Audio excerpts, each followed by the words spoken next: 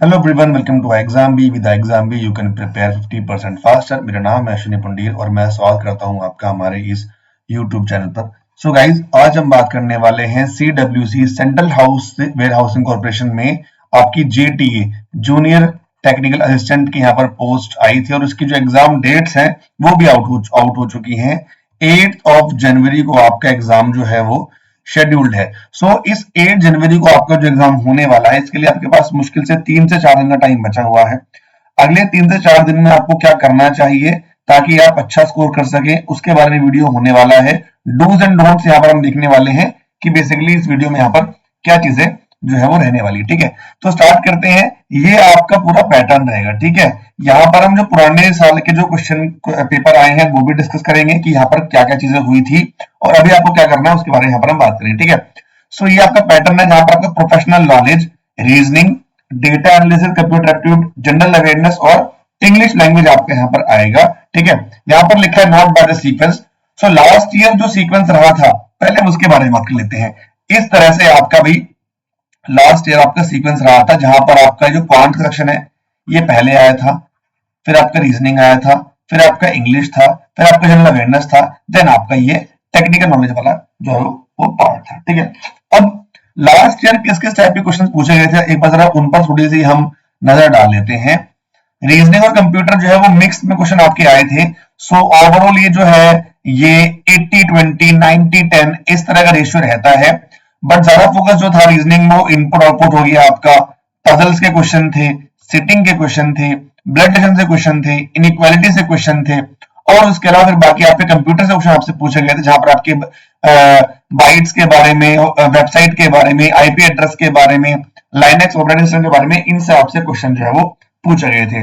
वहीं अगर हम बात करते हैं क्वांट्स की, तो क्वांट्स में आपसे यहाँ पर बोर्ड मास हो गया, प्रॉफिट एंड लॉस है, अलजेब्रा है, मेंसुरेशन है, डेटा इंटरप्रिटेशन है, रेशियो प्रोपोर्शन है, एवरेज है, टाइम एंड वर्क है। इससे आपसे यहाँ पर क्वेश्चन आपके भी पूछे गए थे। ठीक है, इस बात भी अगर मैं आपकी बात करता हूं, ठीक है, तो यहां से आप देखिए अगर रीजनिंग स्टार्ट करते हैं। ठीक है, रीजनिंग यहाँ पे अगर 40 मार्क्स का आपका आएगा, ठीक है, क्वांट जो होगा 40 मार्क्स का है।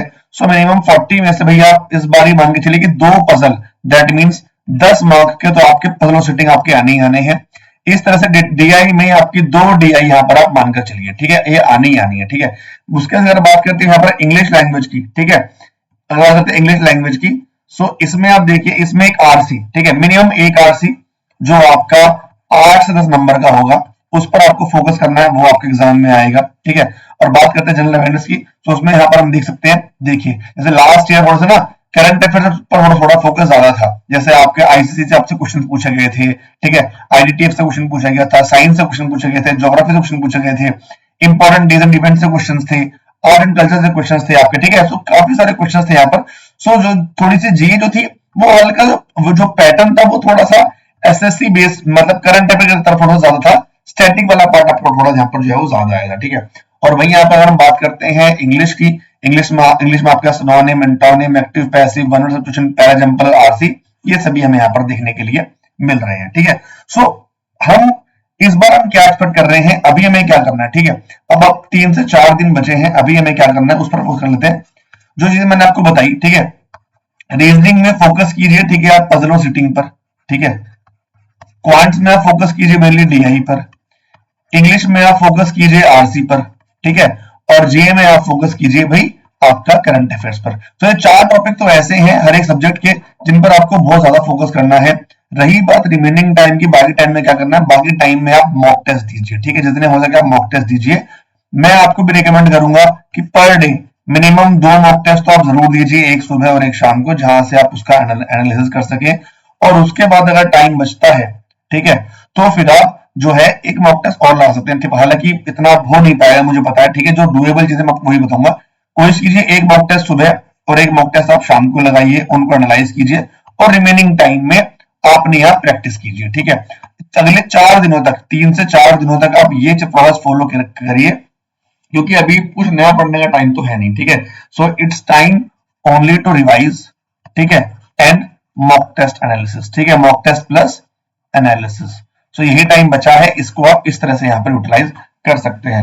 अब अगर आपको, ठीक है, अगर मैं आपको यहाँ पर 8 full length mock test provide करूं, 300 चैप्टर टेस्ट, 2 सब्जेक्ट टेस्ट जिसमें आपका प्रोफेशनल नॉलेज जो है इंक्लूड है, और 2023 का पीवाईपी। अगर मैं सभी आपको प्रोवाइड करता हूं तभी तो ये, और आपको सिर्फ मैं दे रहा हूं 199 में, ठीक है, जहां से आप मॉक टेस्ट को अटेम्प्ट करके अपनी तैयारी को और अच्छा बना सकते हैं। ठीक है, सो आप बिल्कुल एग्जाम के अकॉर्डिंग ये जो बिल्कुल पैकेज जो है बनाया गया है। सो फोकस कीजिए इन मॉक टेस्ट पर। जो भी चीजें मैंने आपको यहाँ पर बताई हैं, ये सभी चीजें आपको वहां पर डिटेल्ड में with analysis with latest pattern आपको वहां पर सारी चीजें मिल जाएंगी। सो नीचे एक लिंक दिया होगा, आप जाके एक बार मॉक टेस्ट को अटेम्प्ट कीजिए, अपने मार्क्स को चेक कीजिए और बताइए कि फिर भाई कितना आपके मार्क्स में जो है वो इंप्रूवमेंट जो है वो आया, क्योंकि अभी लास्ट के बचे हुए टाइम में हम और कुछ ज्यादा नहीं कर सकते। सो फोकस कीजिए इन चीजों पर और अच्छे से अपनी तैयारी को आप यहाँ से बूस्ट कर सकते हैं। ठीक है, सो लिंक जो है वो नीचे है, आप जाके वहां से उसको डाउनलोड कर लीजिएगा, उसको एक बार चेक कर लीजिएगा और फिर मिलते हैं नेक्स्ट वीडियो में। ठीक है भाई, सो आई होप चीजें आपको थोड़ी सी क्लियर हुई होंगी। 4 दिनों में अच्छे से मॉक टेस्ट लगाइए, सिर्फ मॉक टेस्ट लगाइए और तैयारी को अच्छा कीजिए। ठीक है, thank you so much guys for watching this video. मिलते हैं फिर नेक्स्ट वीडियो में। कोई भी इशू है, कोई भी डाउट है आपको तो आप कमेंट बॉक्स में लिख सकते हैं। ठीक है, थैंक यू सो मच।